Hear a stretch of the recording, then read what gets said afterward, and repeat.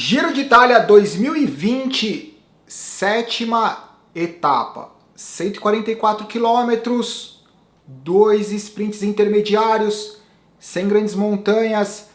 Só para quem não acompanha todos os vídeos, eu fiz um comentário no vídeo de ontem, então vamos fazer um flashback ontem. Eu não gosto ou eu me sinto desconfortável de associar a dificuldade da etapa à altimetria. Eu acho que tem outros elementos estratégicos, outros interesses que fazem com que a prova se torne muito mais imprevisível do que as montanhas. Descidas técnicas, etapas planas com vento a favor ou vento contra-relógio. Essas etapas elas vêm aparecendo de forma mais expressiva como etapas decisivas. O dia de hoje eu acho que representa exatamente um cenário 6 anos, 7 anos, mais do que isso, onde o pelotão como um todo resolveu ou aderiu à tecnologia. As montanhas se tornaram mais previsíveis, porque é relativamente fácil fazer o cálculo, mesmo que você não conheça o ciclista, você pega o tempo que ele fez algumas provas, o peso dele, então você consegue calcular mais ou menos qual que é a potência que ele precisa para fazer aquilo, consequentemente, qual que é a potência que você precisa fazer para ter uma performance igual, melhor, ou se você tiver uma performance pior, o quanto pior você pode ser para perder 10 segundos, 20 segundos. O fato de se tornar matematicamente previsível não anulou completamente a individualidade dos ciclistas, porque alguns ciclistas, apesar de terem obsessão pelo dado potência, eles sabem adequar aquele número para a realidade do dia. Temperatura, umidade, esforço, estresse. Então ele não olha simplesmente o número e fica seguindo aquele número. Ele consegue fazer cálculos ali com ele, com a sensação subjetiva de esforço e tentar descobrir o quanto ele tem que se poupar a mais ou o quanto ele pode fazer a mais. Eu vou colocar um vídeo hoje à noite talvez sobre o Pogačar, porque o Pogačar ele ganhou o Tour de France, a última etapa, sem usar nenhum tipo de informação, apenas na sensação. Como ficou mais previsível na montanha, os ciclistas eles precisavam encontrar formas de reinventar a competição. Ataque na descida, ataque com vento a favor.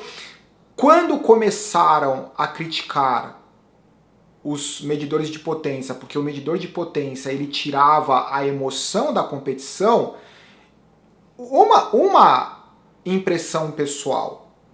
Eu acho que o ser humano, como ele é, competitivo e inteligente como ele é, por mais que você tenha informações que supostamente tiram a competitividade, a partir do momento que todo mundo tem a mesma vantagem, o ser humano precisa encontrar outras formas de ter vantagem, outras maneiras, outros momentos de fazer o ataque. Então, o que eles reclamavam que tirava a emoção, na verdade transferiu a emoção das grandes montanhas para outros momentos, mas as grandes montanhas elas continuam tendo um papel extremamente decisivo. Eu vou falar da etapa de hoje, calma. Eu gostaria de agradecer demais a All Sports, que é a loja que é em São Paulo, visita lá o site, eles são revendedores da Scott. Incrível, né? Esse capacete é o sistema MIPS, que é o sistema de segurança que vários capacetes de várias marcas usam a mesma tecnologia. Esse daqui é o modelo Centric Plus. Eu não usei ainda, então eu só posso falar que esteticamente ele é bacana. Mas capacete, esteticamente é 10%. O negócio tem que proteger e você tem que esquecer que está na sua cabeça e ao mesmo tempo proteger. Esse é o grande lance. Como que você compra capacete? Não é porque o seu amigo usa. Melhor jeito de comprar o capacete, você entra na loja, coloca o capacete, ajusta e vai andar pela loja. Se você esquecer que você está com um capacete, top. Se toda hora você lembra que tem ponto de pressão, alguma coisa incomodando, por mais que seja bonito, por mais que o vendedor fale que o capacete é incrível, o capacete ele pode ser incrível, mas por formato da sua cabeça, não rola. Vamos falar sobre a etapa de hoje? Vários recordes na etapa de hoje. 144 km na primeira hora, 57 de média no final da etapa. acima de 51 km por hora de média, recorde. Acho que o recorde era anterior, era 49 ponto alguma coisa de média. Por que foi tão rápida a etapa? Uma etapa curta para os padrões deles, 144 km, interesse dos sprintistas, porque no dia de hoje, além dos 2 sprints intermediários, novamente 50 pontos na linha de chegada. Então tudo isso faria com que o pelotão fosse muito nervoso. Só que tinha um elemento adicional, que é o elemento invisível, que é o vento a favor cruzado. Nesse momento, esquece potência, esquece limiar, porque nada funciona, desregula tudo. Se o cara ficar olhando lá no reloginho dele para saber velocidade, frequência cardíaca, potência, só de olhar o pelotão já foi embora. É extremamente difícil porque você perde a vantagem do vácuo, você tem a velocidade que é muito alta, então o cara tem que adequar a relação para essa situação, porque se a média da competição acabou a 51 de média, se a primeira hora foi 57 de média, inevitavelmente na primeira hora eles estavam pedalando sempre acima de 60 por hora, a competição inteira provavelmente foi algo próximo de 55 por hora, então tem todos esses elementos. Você não tem a proteção, o benefício da proteção de se esconder, porque o vento está vindo de trás, e além disso tudo acontece muito rápido. Se você perde o pelotão, como a velocidade é muito alta, em 2, 3 segundos o cara abriu um gap de 10, 20 metros, e como que você vai fechar esse gap?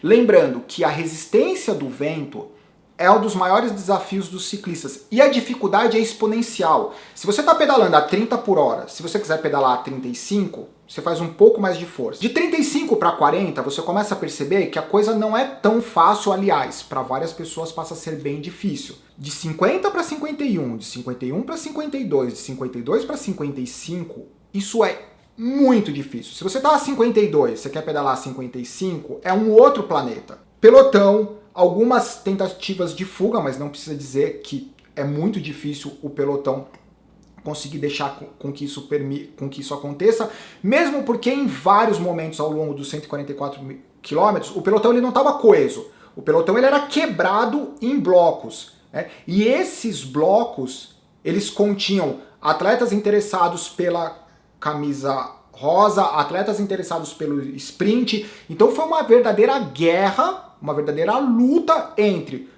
o bloco que estava na frente tentar largar o bloco de trás. O bloco de trás, obviamente, tentando fechar. E ficou esse ioiô a competição inteira. Eles passaram pelos 2 sprints intermediários, só que era muito difícil caracterizar uma organização pela luta dos pontos dos sprints intermediários. Mas, de qualquer forma, entre primeiro e segundo, que é Arnaud Démare e Peter Sagan, por essa luta de acúmulo de pontos, o Arnaud Démare passou numa melhor posição, acumulou mais pontos nos 2 sprints intermediários, quando comparado com o Peter Sagan, que é o segundo na classificação de pontos. Vários tombos. Hoje tem o cara do dia. Eu vou começar a fazer o cara do dia nos resumos do Giro de Itália. Faltando 30 quilômetros, o último bloco que estava atrás se reconectou com o bloco da camisa rosa. Faltando 20 quilômetros, estava todo mundo junto, bonitinho. Faltando 10 quilômetros, os caras estavam parecendo uma moto. Estavam todas as equipes tentando fazer o possível para segurar ou para manter em segurança os caras que estão lutando pela classificação geral e para manter os caras dos sprints mais bem colocados possíveis. O cara do dia, sem dúvida nenhuma, na minha opinião, foi o português João Almeida. Festa para nós que estamos torcendo para o João Almeida, porque o que a The Koenig Quick Step fez, na verdade, o que o João Almeida fez com o auxílio da The Koenig Quick Step, ele estava na 3ª colocação após 144 quilômetros a 51 de média. Ele estava na 3ª colocação, como se estivesse sendo embalado para o sprint, para se proteger de qualquer acidente. Só que é impensável, né? Ele não é um cara grande, ele não é um cara necessariamente potente, ele tem um sprint muito bom, mas quando comparado com as características necessárias para estar na cabeça do pelotão, num dia onde o interesse é dos sprintistas, com a camisa rosa, João Almeida, português, meu, sem palavras. A Jumbo-Visma levou o Kruijswijk, que tá super bem na classificação geral, levou o Kruijswijk praticamente para o sprint, né? O Kruijswijk também poderia ser o cara do dia pelo trabalho da Jumbo-Visma, mas fazer isso sem a camisa rosa é mais fácil, porque você tem que arriscar mais. Fazer isso com a camisa rosa João Almeida é o cara. Os sprints do Giro de Itália até então, eles são muito mais técnicos do que acontece no Tour de France. Tem muito mais cotovelo, direita, esquerda, ou seja, chega a 60 por hora, diminui para 50, acelera para 65, diminui para 60, acelera para 70. É incrível. Hoje o Peter Sagan estava extremamente bem colocado. Ele começou a marcar o Arnaud Démare e falou assim, vou com o Arnaud Démare. No final, quem conseguiu fazer a diferença de novo foi o Arnaud Démare. Imbatível, né? O Peter Sagan estava na roda do Arnaud Démare. E o Arnaud Démare estava fazendo aquelas movimentações, não dá para andar, eu não sei a quanto que o cara terminou. 70, 80, 90 por hora? Brincadeira, 70 por hora? Então não dá necessariamente para o cara segurar a linha dele extremamente precisa.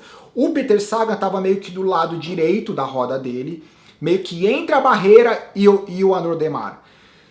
O Peter Sagan tinha duas opções, ou ele tentava passar entre o Arnaud Démare e a barreira, se ele tivesse perna, ou ele tinha que recuar um pouco, dar a volta por trás da roda do Arnaud Démare e tentar acelerar.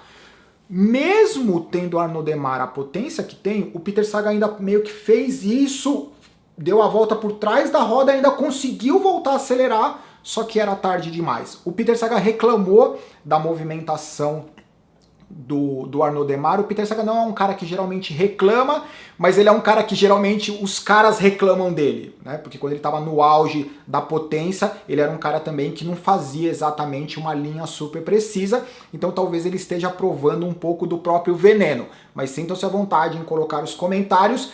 Eu, particularmente, eu gostaria muito que o Peter Sagan encontrasse o caminho da vitória, porque eu acho que ele está começando a ficar bem frustrado com essa história de não conseguir a vitória. Ao mesmo tempo, eu gosto de torcer pela competição e pelos novos nomes, pela renovação. Então é um sentimento meio dividido. O Arnaud Démare consolidou a camisa Ciclamino, ainda tem muito Giro de Itália pela frente. João Almeida com a camisa rosa está intocável, assim como a camisa branca. E o Filippo Ganna, que ele se envolveu em uma das quedas, desenrolou a fita do guidão, ele continua com a camisa de Rei da Montanha, o que por enquanto é a camisa mais curiosa do Giro de Itália. Eu acho que é isso, sintam-se à vontade com os comentários, abraço, tchau. Esse final de ano 2020 tá bem intenso com esse monte de competição, certo? Abraço, galera, tchau.